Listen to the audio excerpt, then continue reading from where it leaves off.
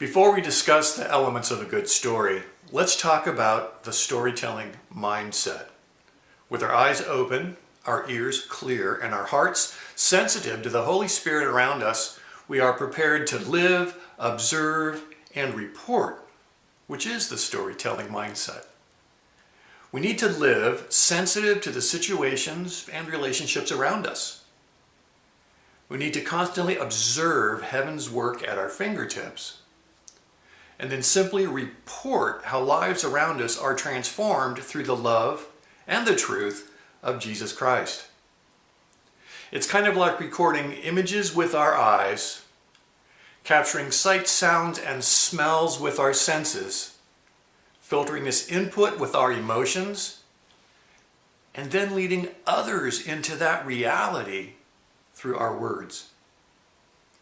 If we have this mindset, we already have everything we need for a story. Let's move on to the elements that make up a story. As we live sensitive to our situation and observant of God's work around us, we'll be open to the people, the settings, the struggles, and the solutions leading to transformation. Every story needs a person, a main character to follow. This gives our audience someone to identify with and to care about. This is the person they hope for, fear for, and cheer for as the story unfolds. Your character also has a goal to reach, a desire to fulfill, or maybe a critical need that needs to be met. This is what drives the story. In this context, our character is someone affected by our ministry, someone with whom we interact and have seen transformation occur. Each story also takes place in a unique setting. Whether in a country, a city, a town, a village, a street, a hut, every story has a location and a culture in which it takes place. And describing the setting and the cultural flavor of the setting helps our audience become part of the panorama and helps them enter into the story as a participant.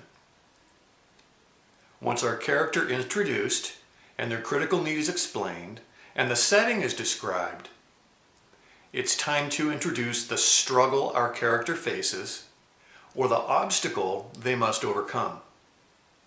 This struggle will redefine our character.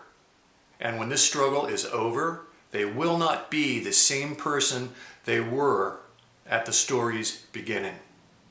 They will be transformed.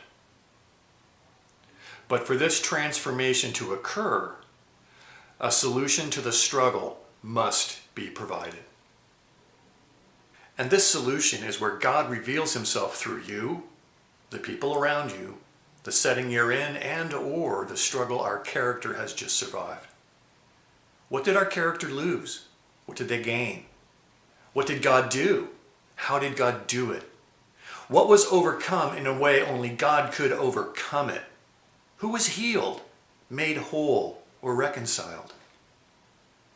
What is different in God's kingdom because of our donors' participation, our service, and God's intervention? What's different? This is the takeaway point. This is the climax of our story. This is where our audience completes the same journey as our main character and realizes they are just as much a part of the work as anyone else. They're partners in this transformation. Our stories are detailed reports of what God is doing right in front of us. We're not writing fiction. We're not making any of this up. We're simply observant servants, privileged to package and deliver these stories directly to those most invested and most interested in kingdom outcome.